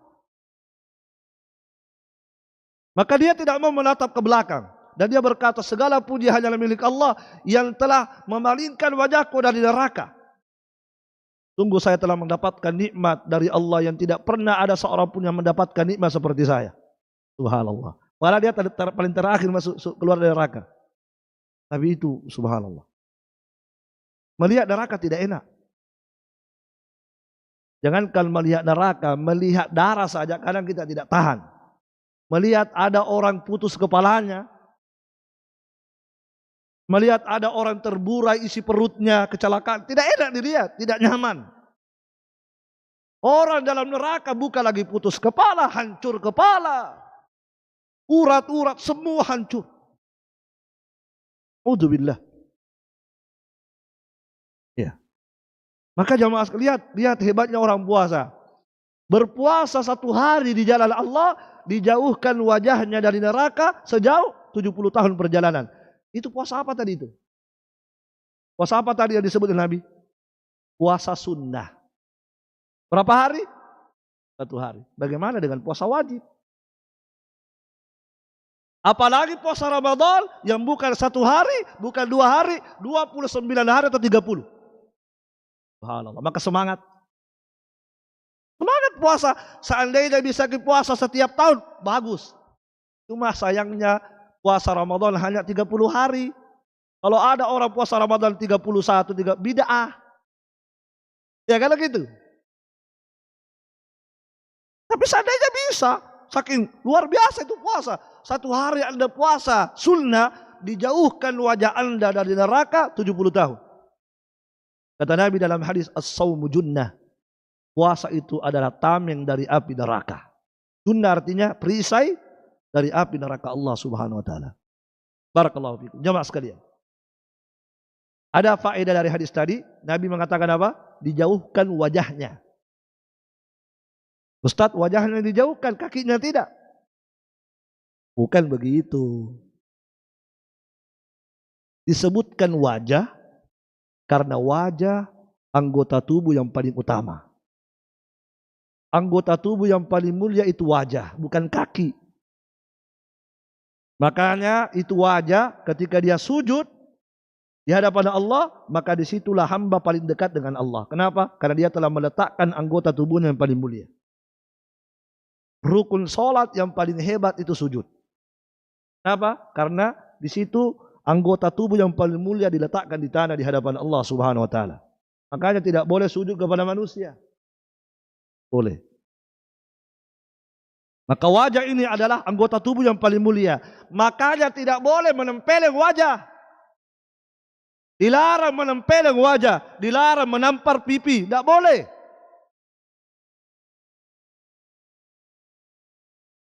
Kalau Anda ingin memukul, jangan pukul pipi. Haram, marah Allah. Nabi ditanya, ya Rasulullah, ya, ma haqqu ahadina, apa haknya istri kita yang harus kita tunaikan oleh suami, apa haknya istri? Maka Nabi mengatakan, antuta'imaha idza ta'imta, engkau beri makan kalau kamu makan, wa antaksuha idza tasauta, engkau beri pakaian kalau kamu berpakaian, wala tadribil wajh, jangan pukul wajahnya, wala tuqabbi, jangan kamu jelek-jelekkan dia, jangan kamu pukul wajah istrimu. Dilarang oleh Nabi sallallahu alaihi wasallam. Boleh. Jadi Ustaz boleh jadi pukul, yang lain boleh. Yang penting bukan wajah. Tetapi Anda tidak boleh memukulnya kalau tidak ada salahnya. Nanti dia bersalah baru boleh dipukul. Kalau dia sudah durhaka kepada Allah, Tidak sholat, Anda boleh pukul. Tapi sebelum Anda pukul, nasihati dulu. Kalau tidak menerima nasihat, tidak mau menerima nasihat, sudah diingatkan berkali-kali tidak mau. Yang kedua, apa? Apa? Wahjuruhum. Boikot. Jangan ajak bicara. Jangan ajak bicara. Dan jangan kalau Anda tidur di atas tempat tidur, baleki. Kasih punggung. Nah itu maksudnya. Boikot maksudnya jangan ajak bicara. Dan kalau Anda terpaksa harus tidur di atas satu tempat tidur yang sama, maka jangan menghadap mukamu ke dia, balekin dia. Itu hukuman. Kalau itu tidak mempan juga tidak berubah, tetap tidak mau sholat, baru disuruh pukul, baru pukul. Jadi tidak langsung pukul. Nasihat. Setelah nasihat tidak berguna, belum berhasil, maka boikot. Kalau diboikot juga tidak, maka baru pukul. Tapi ingat, kalau Anda memukul, tidak boleh pukul muka. Satu. Yang kedua, tidak boleh berbekas. Tidak boleh berbekas. Ya, idrib darban ghairu mubarrih kata Nabi. Pukullah kalau sudah melewati tahapan tadi pukul, tapi pukulan yang tidak membekas. Apa itu? Kata Ibnu Abbas, sahabat, pukul pakai kayu siwak. Pukul pakai kayu siwak. Itu. Ya, Masya Allah, ini Islam. Mengajarkan bagaimana menghadapi istri. Pukul pakai kayu siwak. Yang penting tidak berbekas. Ustadz, kayu siwak tapi 1 meter.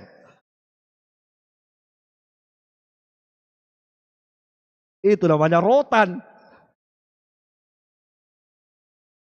Ya kata kalau sekarang pakai bantal.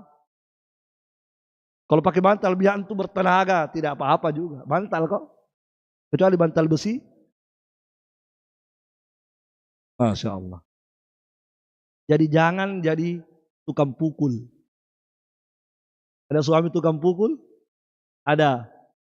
Di masa Nabi ketika ada seorang perempuan minta nasihat kepada Nabi, ada 2 yang melamar saya. Kata Nabi, jangan menikah dengan dia. Kenapa? Darrab, suka memukul. Jadi sedikit pukul.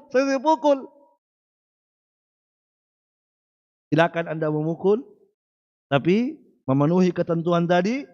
Kalau Anda memukul, jangan pukul bagian ini. Tidak boleh. Yang kedua, jangan berbekas.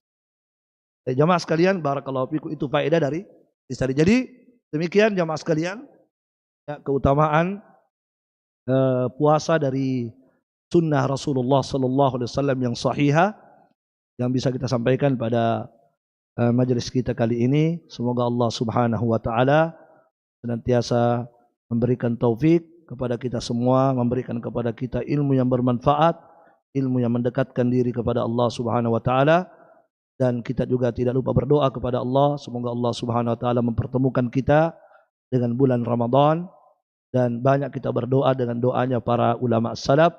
Allahumma sallimna Ramadan wa sallim Ramadan li wa tusallimuhu minna mutaqabbala. Baik, wallahu alam. Banyak sekali ya. Gimana ini? Bingung kali ya banyak.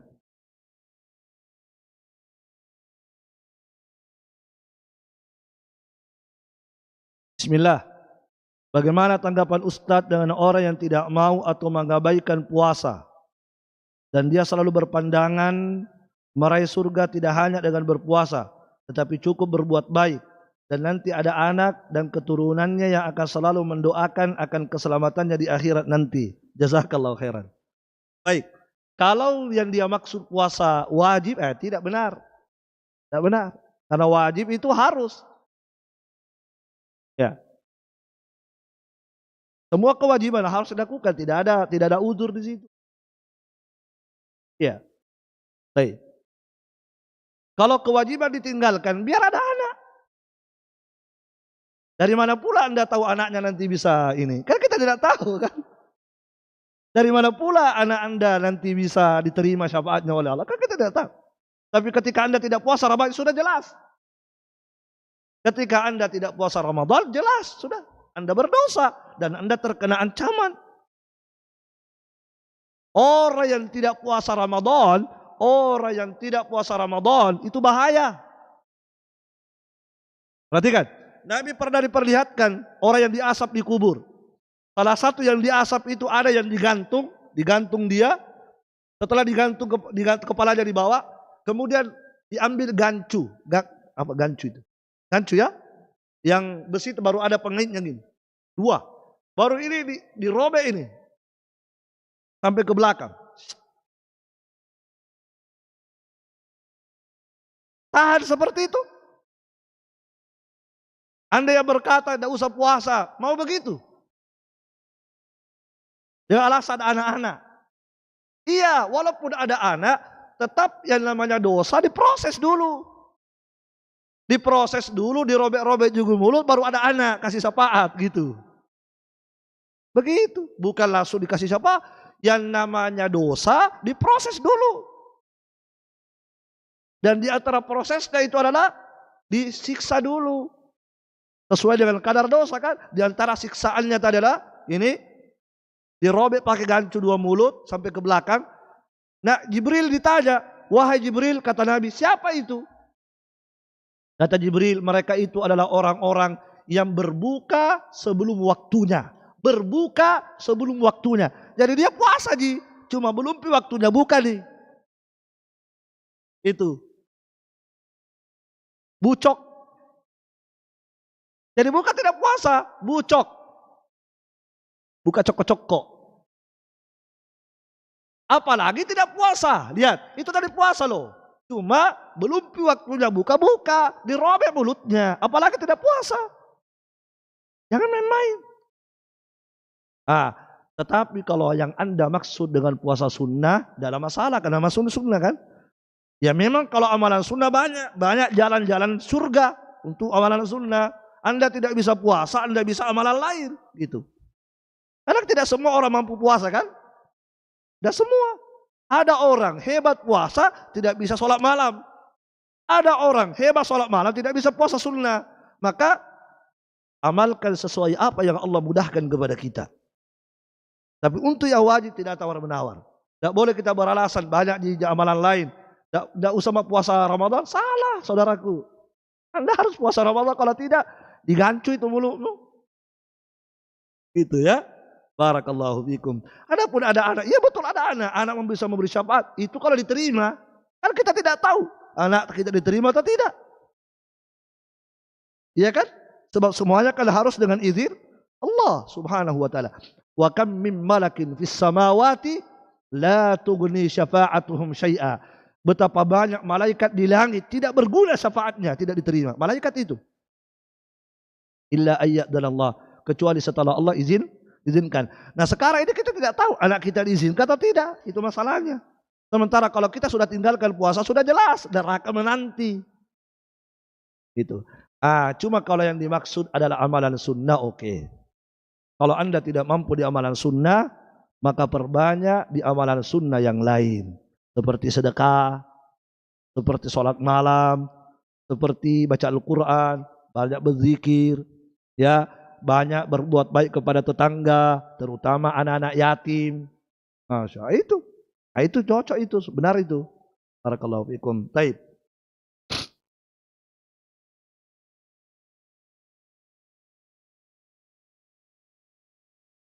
Bila Ustaz, bagaimana jika kita lupa berapa jumlah hutang puasa kita? Dan lupa puasa anak. Ya, ini repotnya kalau orang berutang baru dia lupa. Jadi bagaimana kalau kita lupa Ustaz tentang puasa? Ya berusaha dulu diingat sesuai kemampuan. Diingat. Kalau tidak bisa diingat, maka kita ada biasa itu persangkaan kuat. Namanya persangkaan kayaknya. Walaupun tidak pasti ya, kayaknya gini. Sudah itulah. Kayaknya, sepertinya, walaupun tidak yakin ya, tapi biasa ada ya kayak condong, kayaknya 10 hari. Sudah 10 hari. Tapi jangan kayaknya di satu di. Karena Allah yang Maha tahu kan? Kita disuruh beramal sesuai ghalabatud dzan, namanya ghalabatud dzan, persangkaan kuat. Nah, dan Allah Maha tahu. Nah, gitu. Jadi berusaha sampai kemudian mentok, oh, kayaknya. Ya, kalau itu sudah yang seingat kita tujuh gitu. Nah.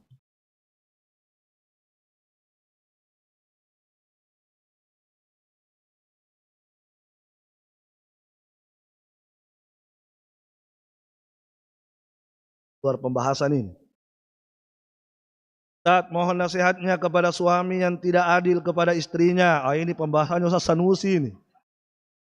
Ustaz Sanusi bagus ini. Apa ini? Dia tidak pernah memberikan uang yang saya juga ini. Dia tidak pernah memberikan uang yang ini, yang dengan jumlah banyak. Nah, jadi dia tidak pernah memberikan uang dengan jumlah yang banyak, tapi kepada orang tuanya dia bersemangat untuk memberinya uang yang jumlah banyak, dan tidak adil kepada orang tua saya dengan memberikan uang walau jumlah sedikit. Curhatan ini. Baik, Masya Allah. Baik. Suami punya kewajiban memberi nafkah. Kewajibannya memberi nafkah.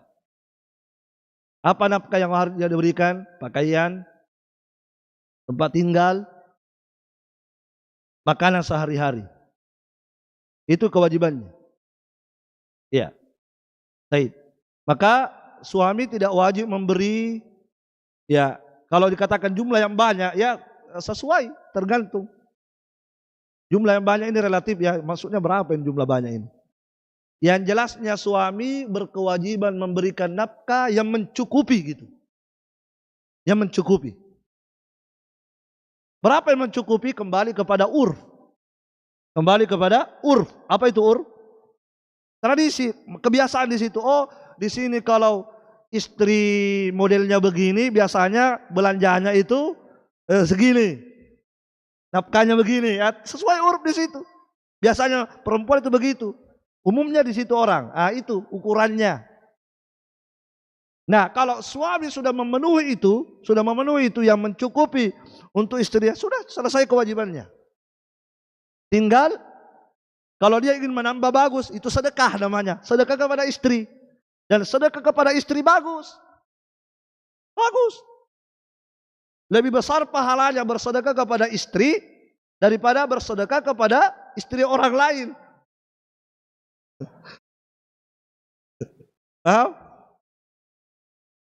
Istri tetangganya nak kasih sedekah, istrinya orang, istrinya sendiri, ya cukup Ustaz. Ya betul cukup, tapi dianjurkan Anda bersedekah kepada istri. Bukan wajib sedekah, yang wajib itu nafkah, yang sesuai kebutuhan. Nah, selebihnya sedekah, silakan Anda banyak bersedekah kepada istri. Banyak bersedekah kepada, bagus itu banyak bersedekah kepada istri. Ya, di samping Anda bersedekah kepada yang lain, tapi dari sisi pahala, sedekah kepada istri lebih besar pahalanya daripada sedekah kepada orang miskin, kepada yang lain. Pasti itu. Ya. Tetapi istri juga tidak boleh, misalnya sudah terpenuhi, ya, sudah terpenuhi. Tidak boleh dia mengatakan berdosa gitu, tidak berdosa karena itu sudah masuk areal sunnah. Cuma suami itu harus, ya. Nah, jangan sampai dia baik sama istri orang, nah itu masalahnya. Baik sama anaknya orang, baik sama temannya, tapi istrinya tidak. Nah, itu masalah. Padahal kepada keluarga harus kita lebih baik daripada yang lain. Iya. Dia suka mentraktir temannya, Masya Allah, ditraktir. Temannya traktir makan ini, minum ini. Tapi istrinya ditraktor. Ya, jadi barakallahu fikum. Jadi ini apa namanya?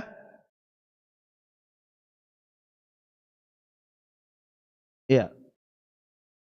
Jadi nasihat kita ya seimbangkanlah. Kalau kita berbuat baik kepada orang tua ya kepada istri juga begitu. Ya, kepada istri juga begitu. Jangan kita berat sebelah ya. Ya, bagusnya diperhatikan semuanya, istri kita diperhatikan, orang tua kita diperhatikan. Baik. Dan istri juga harus mendukung ya suaminya ketika berbuat baik kepada orang tuanya, dukung saja. Dukung. Ya, dan ini bisa dimusyawarahkan, ini bisa dibahas bersama sama suami ya. Kenapa bisa begini, Pak? Ya. Jadi ini nasihat kita bahwa seorang suami ya itu hendaknya lebih memperhatikan keluarganya daripada yang lain. Ya, yang lain diperhatikan tapi keluarganya harus dia lebih perhatikan.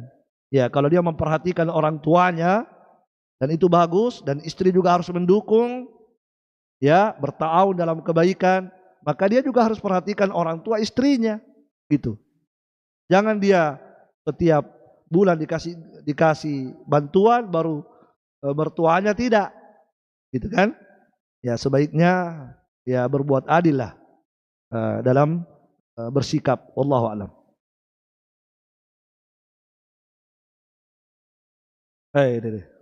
Ada 8 pintu surga. Mohon penjelasannya. 1 Ar-Rayyan. Apa lagi? Jadi diminta apa nama-namanya? 8 pintu surga itu ya. Nah, tadi kan sudah disebutkan 1 namanya Ar-Rayyan. Yang lainnya disebut ada namanya pintu sholat. Wallah alam ya. Tapi dalam hadis disebutkan ada pintu sholat, ada pintu puasa, ada pintu sedekah, ada pintu berbakti kepada orang tua. Ya. Tapi tidak disebutkan namanya apa. Tidak sama dengan pintu puasa, langsung disebut namanya Ar-Rayyan. Nah, adapun nama yang lain hanya disebut oleh Nabi pintu sholat, pintu puasa, pintu berbakti kepada orang tua.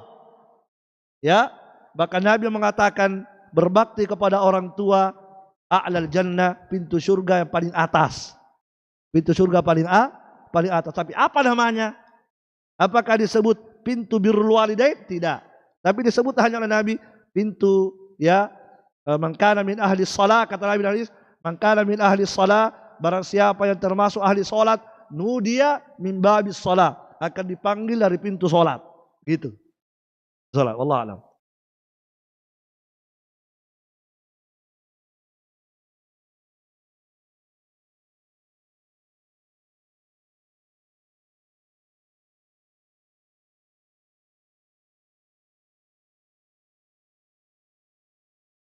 Masya Allah, ini pertanyaan bagus sekali ini. Masya Allah. Saya seorang ibu tunggal yang tinggal berdua dengan anak balita. Saya tidak memiliki keluarga di sini kecuali anak saya. Saya harus bekerja untuk kebutuhan sehari-hari. Bagaimana caranya agar bisa membagi waktu dengan di Ramadan nanti agar bisa maksimal beribadah? Masya Allah ini. Luar biasa ini penanya ini. Masya Allah. Ada kecintaan kepada kebaikan di bulan Ramadan. Jadi sudah dengar pertanyaannya tadi? Sudah dengar? Jadi beliau punya anak dan tidak ada keluarganya di sini. Ya. Taib, jadi bagaimana dan harus bekerja menafkahi diri dan anaknya.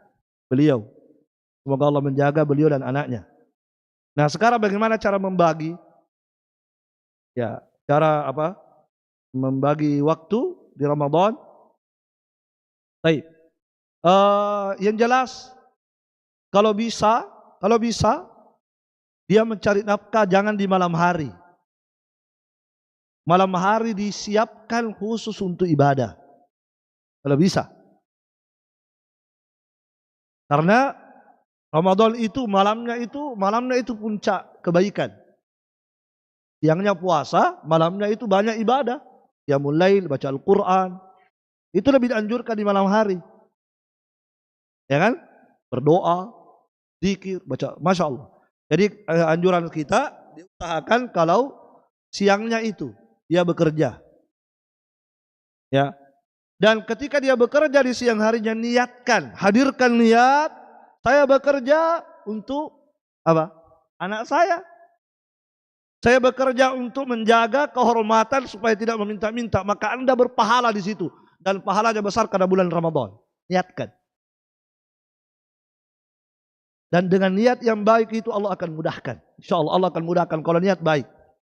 Jadi nasihat kita, usahakan bekerjanya itu di siang hari. Dan kalau Anda bekerja karena Allah, Allah mudahkan rezeki itu. Pasti itu. Ya apalagi niatnya tadi mau fokus ibadah kan. Allah. Jadi ini itu nasihat kita, usahakan kerjanya di siang hari. Kalaupun harus kerja di malam hari karena malam mungkin baru ini ya sudah, usahakan karena ini hanya sekali setahun, usahakan yang mencukupi saja. Kalau sudah cukup tutup. Gitu. Yang mencukupi kita untuk makan, usahakan karena ini kan hanya Ramadan itu kan tidak setiap bulan. Jangan kemudian menghabiskan waktu malamnya untuk jualan, untuk cari rezeki sampai tidak tarwi, tidak, jangan. Jadi kita pandai-pandai melihat waktu. Jadi kalau memang harus kerja di malam hari, ya rezeki yang secukupnya. Seperti Syekh Al-Albani. Syekh Al-Albani itu, subhanallah, Syekh Al-Albani itu, dia tukang arloji ya, kerjanya beliau tukang servis arloji. Beliau sudah sisihkan waktunya. Ya, jadi ketika beliau buka stand arlojinya, langsung orang antri. Banyak sekali pelanggan beliau itu, karena jujur kan, disukai oleh orang, banyak.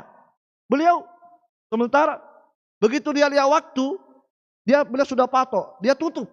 Malah banyak orang antri. Banyak sekali orang dia tutup. Albani. Kenapa? Karena dia ingin menggunakan selebihnya ke perpustakaan Damaskus untuk menghabiskan waktunya untuk membaca buku-buku ulama. Itu Syekh Albani. Ditanya kepada beliau, kenapa? Kenapa Anda berhenti? Padahal masih banyak pelanggan, masih antri orang. Kata Syekh Albani, sudah cukup. Dijawab beliau, sudah cukup. Kata orang, kan bisa untuk besok disimpan. Kata Syekh Albani, besok ada lagi. Nah, itu lihat Syekh Albani, besok ada lagi rezeki saya. Kan memang begitu kan? Setiap hari ada rezeki harian, ada rezeki bulanan, ada rezeki tahunan. Itu jelas, itu keyakinan. Tapi ini Syekh Albani loh. Kalau kita apa? Kalau kita tidak bisa seperti saya, mumpung. Besok belum tentu begitu. Nah, kalau Syekh Albani, besok ada lagi. Kalau kita, besok belum tentu orang antri. Ya kan? Nah, itulah ulama. Itulah bedanya kita dengan orang yang punya ilmu agama, yang mendalam ilmu. Jadi, ini nasihat kita dan kita doakan ini yang penanya ini semoga Allah Subhanahu wa taala memberikan yang terbaik untuknya, ya. Semoga ada jodohnya sebelum Ramadan. Nah, ini bagus ini ya. Coba tahu ada yang yang ingin ya itulah.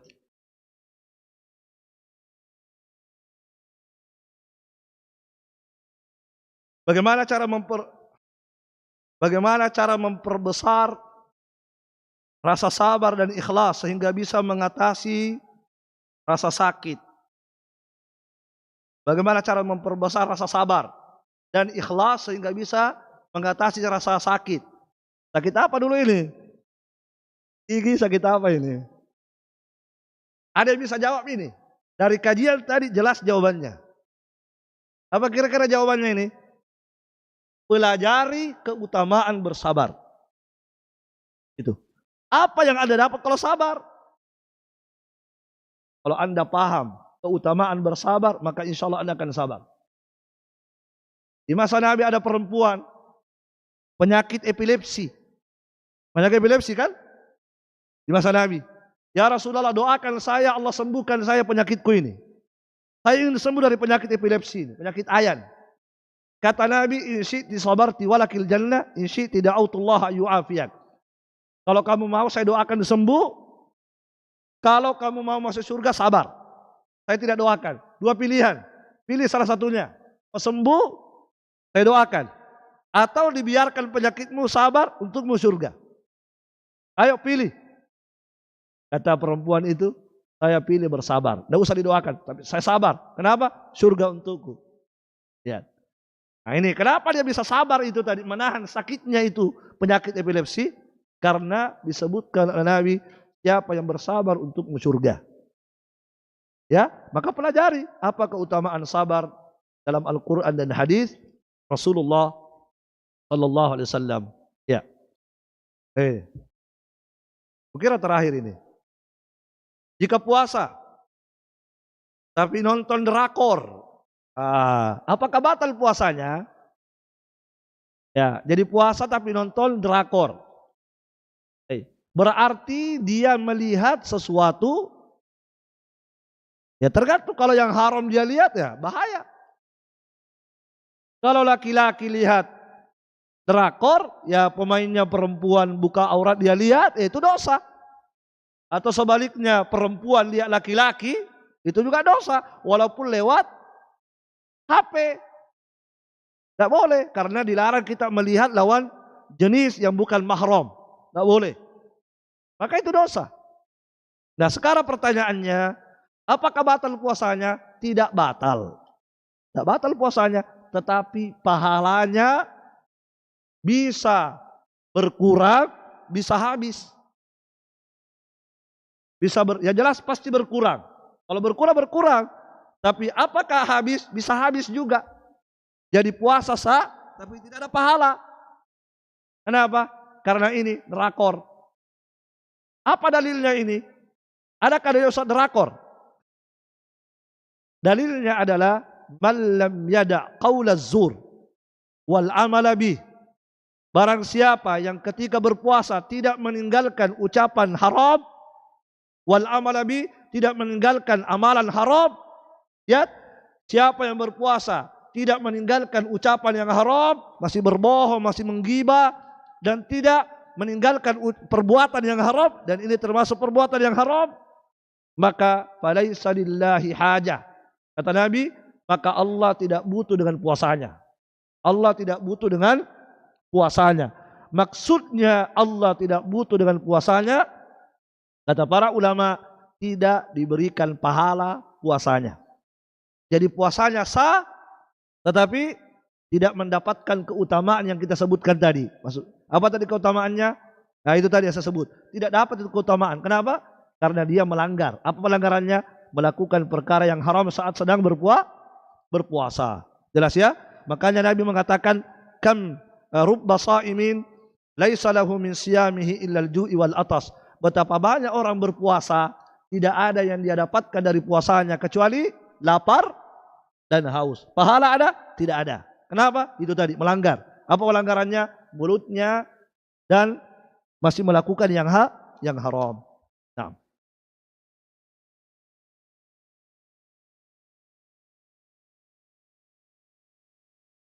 Cukup ya? Cukup. Ini terakhir. Apakah ketika mengerjakan sesuatu amalan harus selalu ikhlas? Yang mana kadangkala ada masa putur, malas. Harus tetap mengerjakan amalan tersebut seperti ada rasa paksaan. Ya, baik. Iya, setiap amalan harus ikhlas. Tidak sah amalan itu kalau tidak ikhlas dilakukan karena Allah Subhanahu wa taala. Nah, sekarang kadang-kadang kita berada di masa putur sehingga terpaksa, bukan lagi ikhlas, terpaksa dilakukan. Ya, maka ini tidak ada masalah.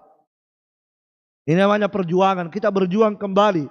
Karena jangan kemudian alasan nanti tidak ditinggalkan, jangan ditinggalkan. Tetap lakukan walaupun dalam keadaan terpaksa. Karena nanti suatu saat 2 kali 3 kali tidak terpaksa itu.